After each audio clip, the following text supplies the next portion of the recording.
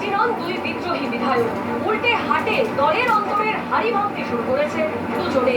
সরাসরি তাদের নিশানায় অভিষেক বন্দ্যোপাধ্যায় ও মমতা বন্দ্যোপাধ্যায়। 13 জন বিধায়ককে নিয়ে বিতর্ক হচ্ছে, যাদের নাম ক্যাপিটাল লেটার করে লেখা আছে। এরা কি সই করেননি না আসেননি? ওখানে এমন আমি দেখেছি যে বিধায়ক নেই, সই করতে গিয়ে দেখছি তার নাম লেখা গেছে। তারপরে খেয়াল করে দেখলাম ওই ক্যামাক স্ট্রিট কোম্পানির কিছু যারা চাকুরিজীবী ওরাই খাতা নিয়ে নাড়াঘাটা করছিল। এখন তদন্ত করে দেখতে হবে। আমি তো মুখ্যমন্ত্রীকে অনুরোধ করব, সাধারণ সম্পাদকের যে অফিসের যারা ছিলেন তাদেরও আমার ধারণা তদন্তের আওতায় আনা দরকার। গত 6ই মে ভোটের রেজাল্ট বেরোনোর ঠিক দুদিন পরে কালীঘাটের বাড়িতে তৃণমূলের জয়ী প্রার্থীদের নিয়ে বৈঠকে বসেছিলেন মমতা বন্দ্যোপাধ্যায়, ছিলেন অভিষেক বন্দ্যোপাধ্যায়ও। সূত্রের খবর, সেই বৈঠকে মমতা বন্দ্যোপাধ্যায় স্পষ্ট বার্তা দেয়, তৃণমূল কংগ্রেসের থেকে কঠিন সময় অভিষেক বন্দ্যোপাধ্যায়ের বিরোধিতা চলবে না।